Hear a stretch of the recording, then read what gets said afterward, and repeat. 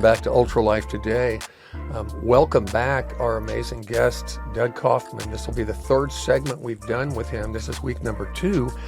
And I'm one of your hosts on Ultralife Today. I'm Josh Bellew. I'm Adam Payne, and we're taking an exciting journey into the world of fungal infections, or not infections, but our relationship to funguses. They're all around us. And we are being exposed on a daily basis to something called mycotoxins. Right, and things that we could actually do that we don't realize are right in front of us. Practical steps we can take, such as old guard medications and things, which I know Doug's going to talk a little bit about.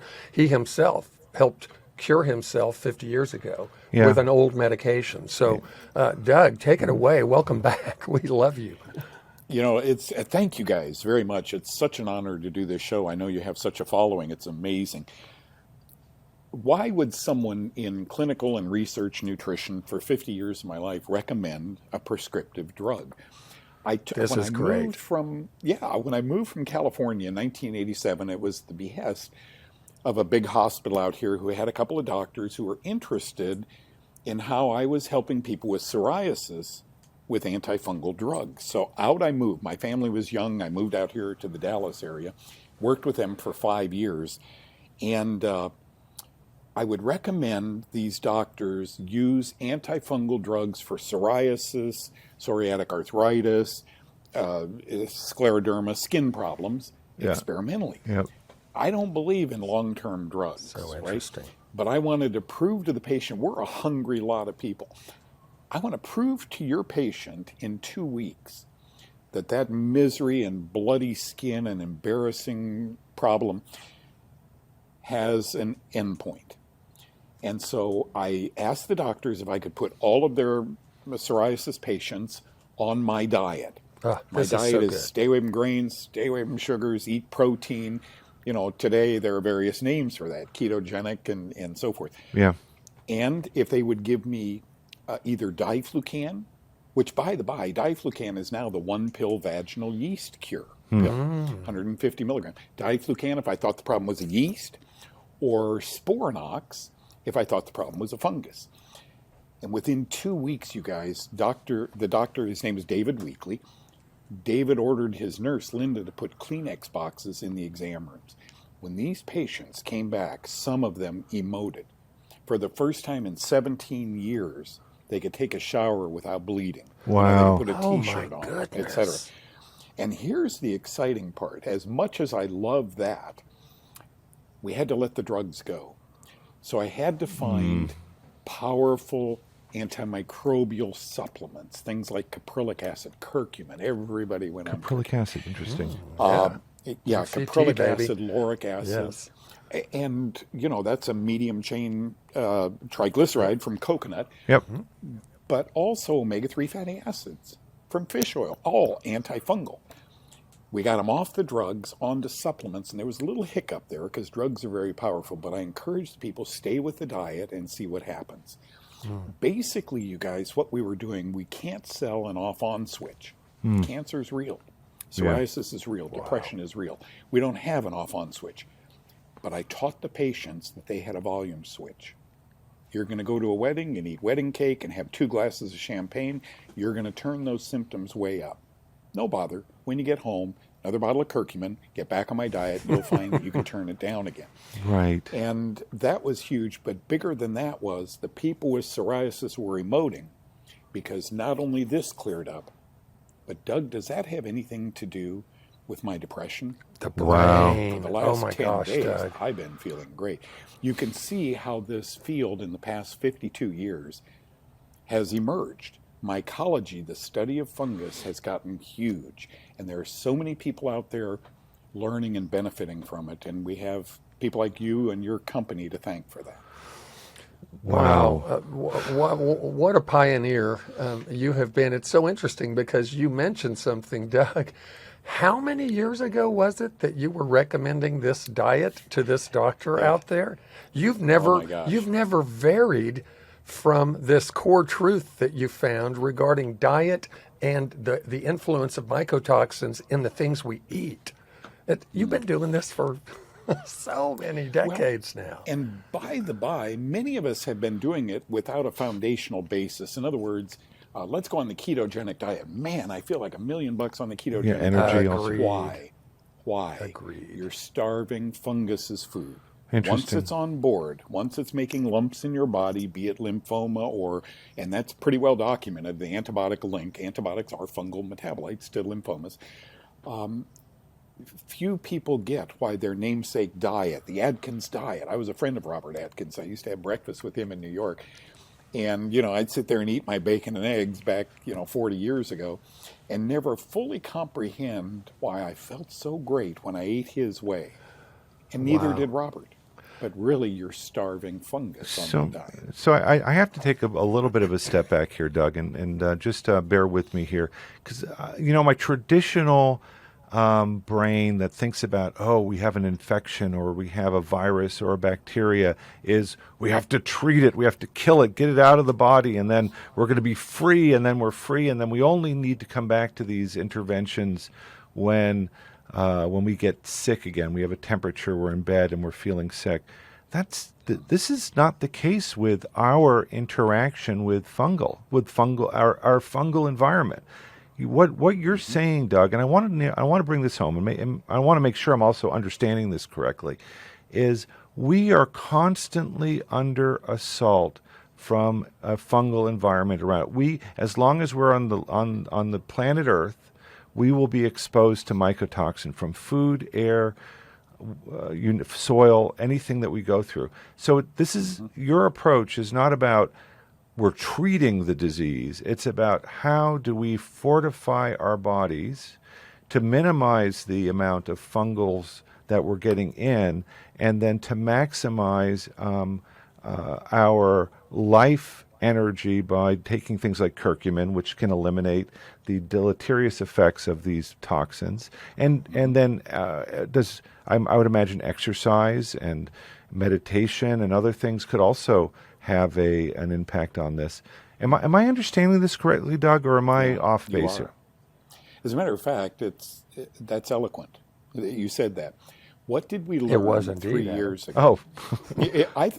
It's deep, but here's how I can answer that.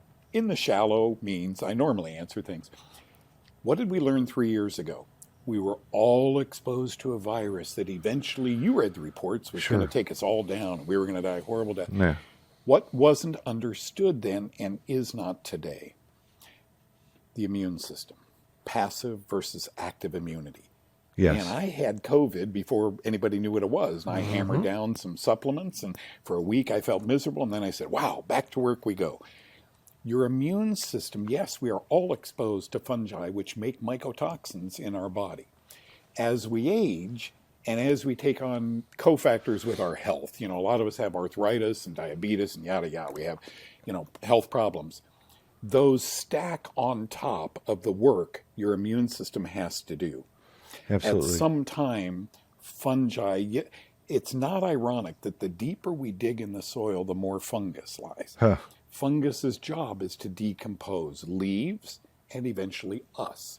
We dig a hole let's make it 6 feet deep. Fungi deteriorate us. They're trying from the time we're tiny and on lots of antibiotics and then a poor fast food diet and no supplements. They're trying to take us down. Then, truly, we see a lot of sick children today that we never had before. Right. So the way the B cells in the immune system work is to make a response to that poison. Right. The B cells are the memory cells. They are the ones that catalog everything we've been exposed to create the antibody producers, a response. My understanding, Doug, is that the fungus are chimeric. I mean, they're chimeras. They hide in our tissues. And there's a wonderful researcher. I don't know if you've heard of this guy, Dr. Chehevitz at the University of Oklahoma. He has a lab at the University of Oklahoma where they are cataloging thousands upon thousands of fungus and looking at all of the different compounds that these fungus make in all sorts of different soils and fruits and vegetables and trees and all sorts of places.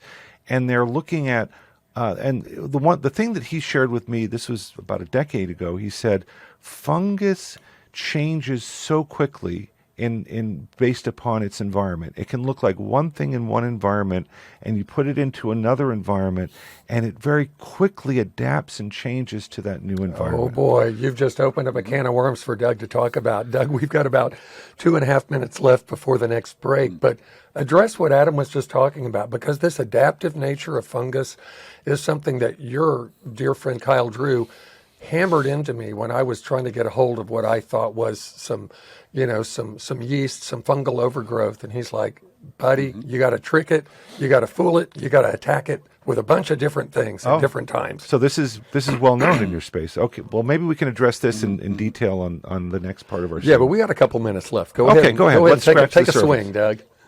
So they wham. They call fungus the great pretender. Remember that song? Oh, really? yes. I didn't know yes, this. I'm the great. Oh, yes. It's also I'm in the the great- scientific. You got it. If you type into a Google search, masquerade and fungus, research will pop up. You guys, it looks, for all intents and purposes, like cancer. How do we give study animals diabetes? Oh yeah, we were going to inoculate touch them. on this. Yeah, so please Yeah. help us. We inoculate them with two fungal mycotoxins called streptozotocin and baflomycin. I had no idea. How do researchers study Alzheimer's? We give them a mushroom poison called ibotenic acid. Oh, my fungus. gosh. How do we study cancer?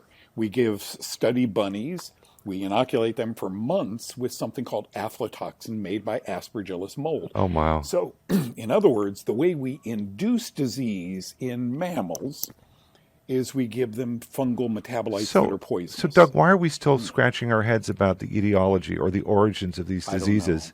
If like I don't know. we know that fungal toxins actually Trigger. are responsible Yes. for creating these diseases. And then how old are we? How much do we exercise and therefore sweat, detox? How much curcumin do we take? There are those who say take that's curcumin interesting. when you're sick. I'm a guy who says Take curcumin take it to all the stay time. from getting You know, sick. you know, Take our it all dear the our time. dear friend Kyle Drew Yeah. came up with a phrase for UltraCur. He said, "It's the everybody everyday curcumin that you can feel, that you can feel." And he's adamant about that. He's right. He's right. He's right. Everybody Doug. should do it every day. So, okay, you're listening to Doug Kaufman, and again, we could spend hours with this guy, and we're gonna say we're not worthy, hoping that he'll come back and visit us again. We're going to go into another segment here in just a moment. This is Ultra Life Today. Again, go to knowthecause.com. Find out more about Doug Kaufman, his amazing diet, things that he recommends, and your health will begin to change because you'll know why your health has been impacted by all these environmental things and what you've been eating. I'm Josh Bellew. I'm Adam Payne. So stay tuned. We'll be right back. Our mission is to take nature's most beloved botanicals and enhance them with our liquid protein scaffold technology. This helps it reach your cells faster and better. With exponentially enhanced bioavailability, you'll feel better every day. Ultra Botanica, the feel-good curcumin. Welcome back to Ultra Life Today. Welcome to this stimulating and just conversation that keeps blowing me away as Doug Kaufman peels back the layers of mystery surrounding fungus, mycotoxins, things that affect us every day in what we eat, what we're exposed to, and yet there's some simple practical things that we can all do. I'm Josh Bellew. I'm Adam Payne. Yeah, my mind is literally, the gears are I turning. know, every time this guy opens his mouth, I'm like, okay, that's another segment for another day, another month from now. Can we have him back? So anyway, Doug, welcome back. Thanks for the pearls of wisdom. And we were talking a little bit about fungus's ability or mycotoxins' ability to migrate and to change and to adapt. Adam had brought that up. Great The great pretender. pretender. Yeah. Help us understand, and again, curcumin is not the only answer. It's only one small part of the equation. We love bringing up other companies' names and stuff here.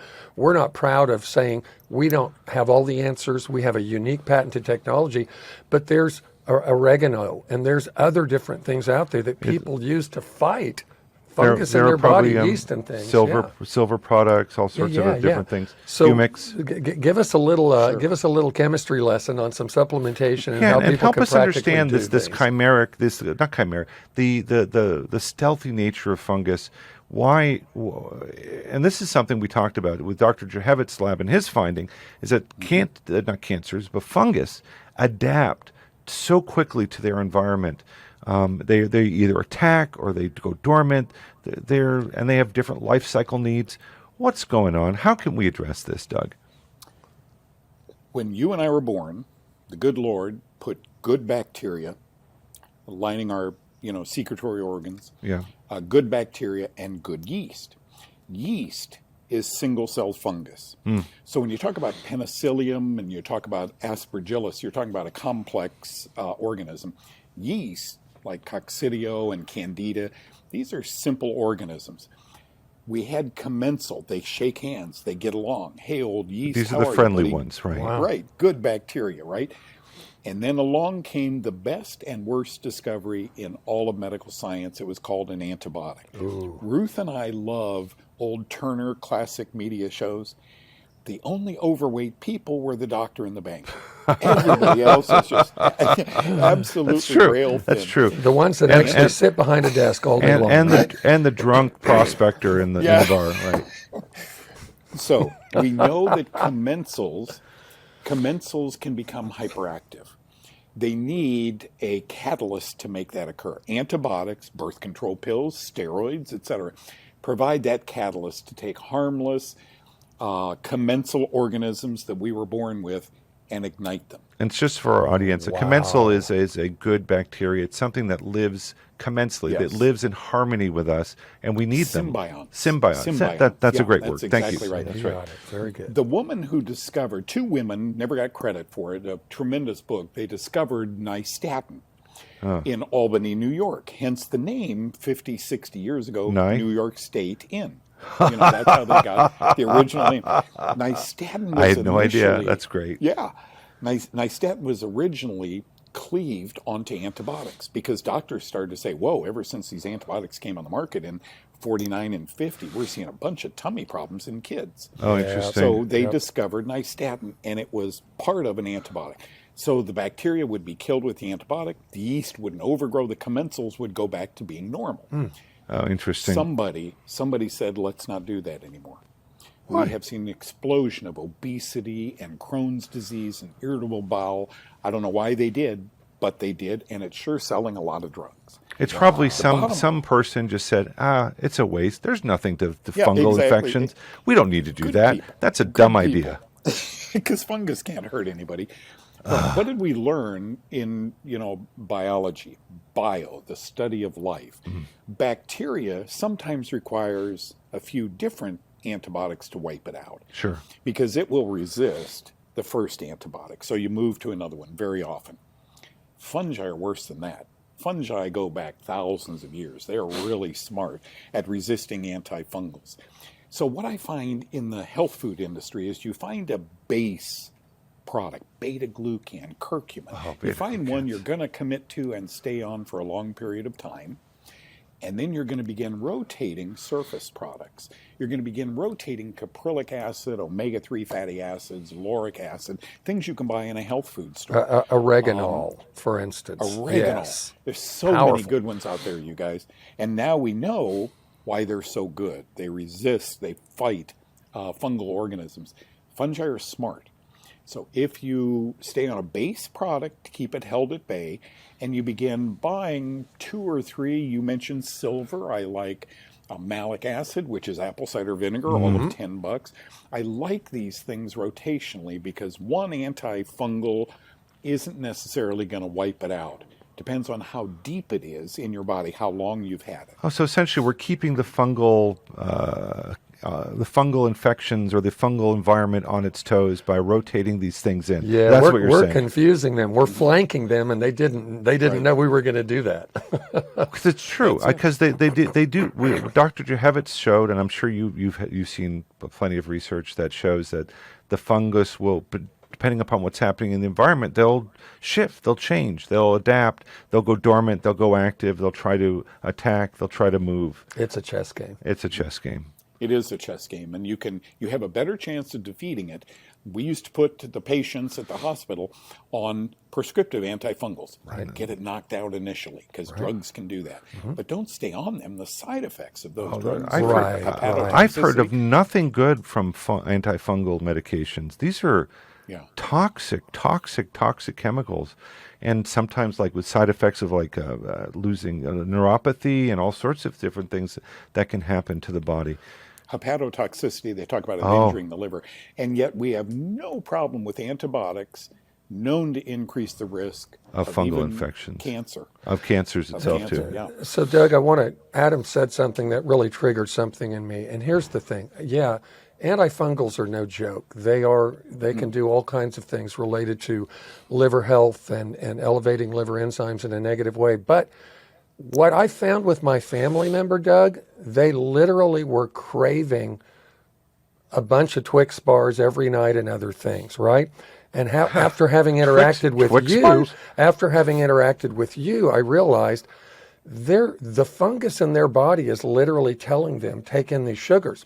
When they did the antifungal protocol, which ended up being, I think, about a 2-week thing, and they'd used 3 different drugs, it literally cut the knees off of that, and their craving for the sugar was almost gone overnight because of that. And then they were able to go ahead and say, I can live without sugar. Am I talking the right language here? You've got to break fungal patients, and they can be cancer, they can be diabetes, we've talked about that today. Fungus can cause anything. It can breach any tissue, including intracellularly, any tissue in the human body except the enamel on the teeth. Wow. You've got to, the program to kill bacteria and virus are different.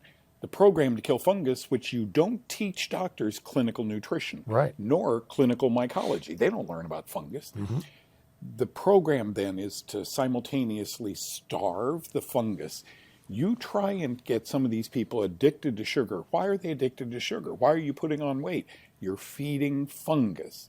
And that, I believe, did you know that children under the age of 6 months who take antibiotics by the time they're 3 years old tend to be obese?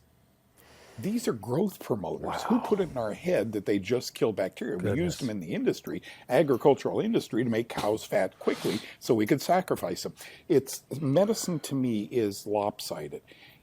We aren't addressing the cause. We're addressing erasing a symptom for $75 a month, 4 hours at a time. As long as you come back and see me, I'll give you, and maybe it'll be $105 by then, but I'll keep giving you that drug. Yeah, but doctor, that drug might cause this. We have a drug for that. Oh, no. I mean, it's so amazing to me. I look at what's going on, and we're doing it.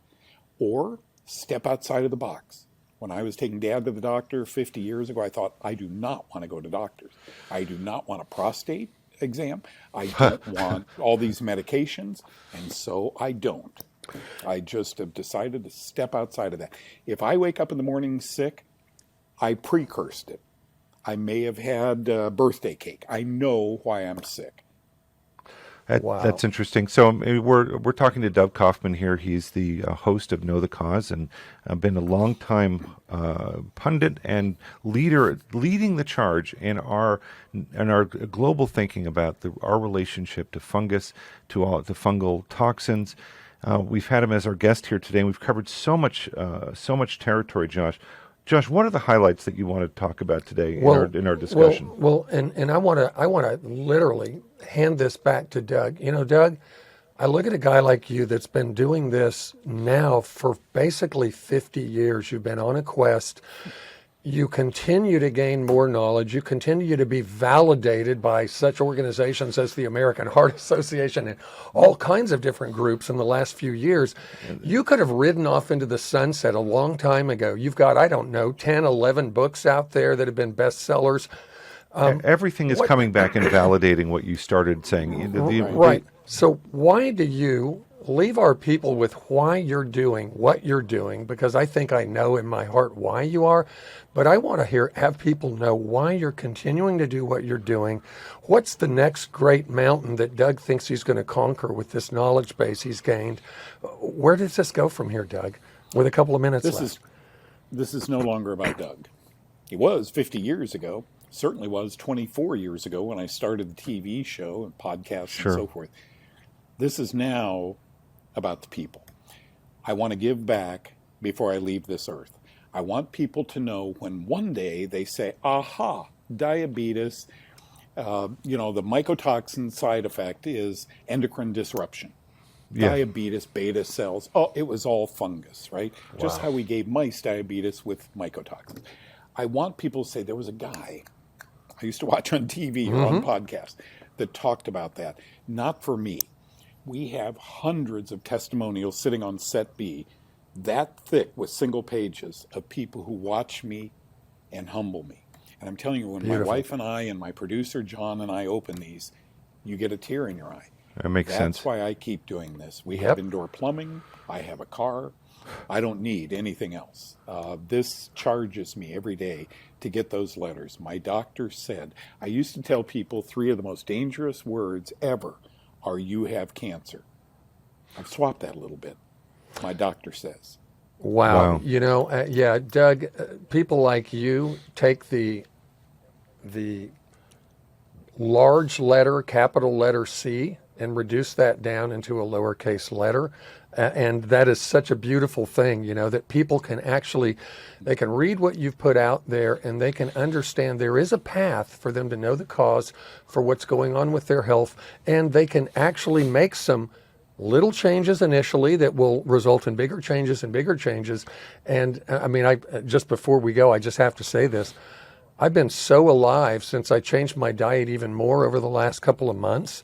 And it all goes back to things you've been preaching for years. So you have had the pleasure, Ultra Life Today viewers and listeners, of listening to Doug Kaufman, and we so hope that we'll have him back in the future. You can go to knowthecause.com.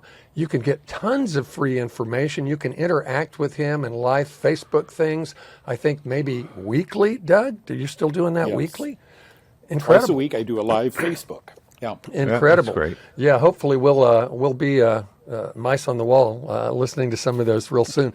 But again, Doug Kaufman, knowthecause.com. This is Ultra Life Today. I'm Josh Bellew. I'm Adam Payne. Thanks for joining us. And Doug, thank you so much for coming on. We love you, brother. My Thank pleasure. you. Yeah, Thank you. Take care.